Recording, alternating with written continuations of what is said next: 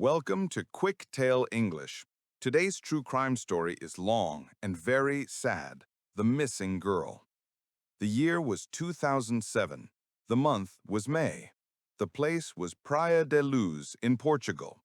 This was a beautiful town, very sunny and quiet near the ocean. The McCann family was on holiday there. The mother was Dr. Kate, and the father was Dr. Gerry McCann. They were doctors from the United Kingdom. They had three small children. The oldest girl was Madeleine. She was 3 years old. Madeleine had blonde hair and a special small mark in her right eye. She had twin siblings, Sean and Amelie, who were 2 years old. The family stayed in a nice apartment on the ground floor, number 5A. The parents and their 7 friends had a simple and very strict routine. Every evening, after the children went to bed at 8:30 p.m., the 7 adults met for dinner at a restaurant close by. They always checked on the children. They checked them every 30 minutes. This was their important safety rule. The children were safe, the parents were close. It was a perfect plan. On the evening of Thursday, May 3rd, 2007, the children went to sleep in the apartment. Madeleine was in the back bedroom with her brother and sister. Kate and Gerry left the apartment and went to the restaurant just after 8:30 p.m. The dinner was only 55 meters away. They were very close. The first person to check was Gerry McCann at 9:05 p.m. He walked quickly to the apartment. He looked inside and saw the children sleeping safely. He saw the bedroom door was open a little, so he closed it gently. He wanted the children to be safe and warm. He returned to the restaurant and told the group, "They are all fine." Around 9:30 p.m., one of their friends, Matt, went to check on his own children in a nearby apartment. He passed the McCann's apartment. The friend offered to look in on Madeleine. The friend saw that the children's bedroom door was now wide open. It was very open, much more than before. The friend assumed one of the parents had opened it again for air. The friend did not go inside the apartment, but assumed the children were sleeping safely. A few minutes later, another friend, Jane, walked back to the restaurant. As she walked, she saw a man standing very close to the McCann's apartment. The man was carrying a small child in his arms. The child was wrapped in a thick blanket. Jane saw the man clearly, but she thought this is a local father taking his child home. She did not think it was important. She did not stop.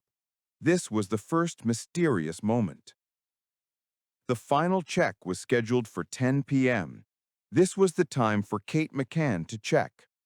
Kate left the restaurant and walked quickly to apartment 5A. She opened the patio gate and went inside. She noticed immediately that the children's bedroom door was completely open, resting against the wall. She felt a sudden fear. She remembered Gerry had closed it only an hour before. Why was the door wide open? Kate walked into the dark room. She looked at the twins.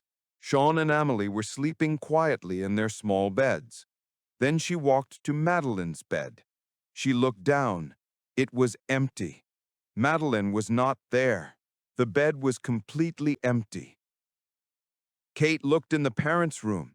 Madeleine was not there. She looked in the bathroom. She looked everywhere. The window in Madeleine's bedroom was open. The window was open and the shutter, which was very heavy and difficult to move, was raised high. This was impossible for a small 3-year-old child to do. Kate ran back to the restaurant, screaming the terrible words that the world would soon know. "Madeleine's gone! Madeleine's gone! We need help!" The police were called at 10:41 p.m. The large search began immediately. But the first hours of the police investigation were difficult and slow.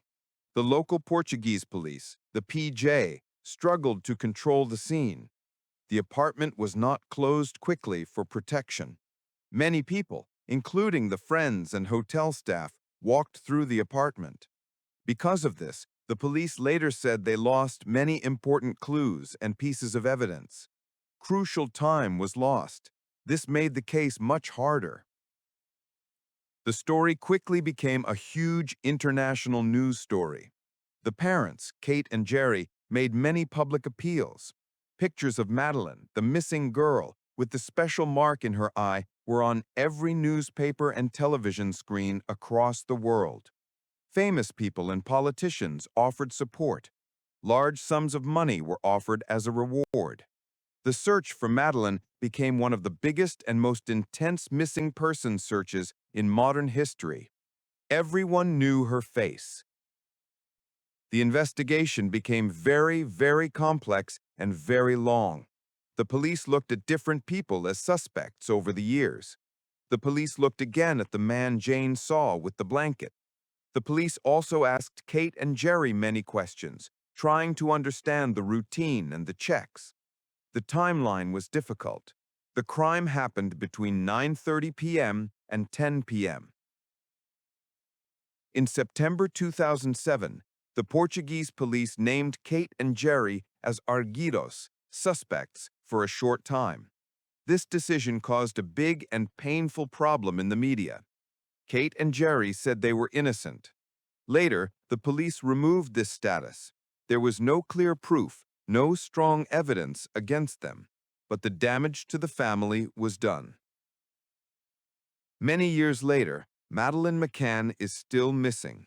The case is still officially open. Police in the United Kingdom, under Operation Grange, and police in Germany are still searching for answers. They have a new suspect, a man who lived near the resort at the time. They are still searching. The family has never stopped searching for their daughter. They believe she is alive. The empty bed, the open window, and the terrible silence in apartment 5A in Praia da Luz are a sad and painful symbol of a true mystery that is still not solved.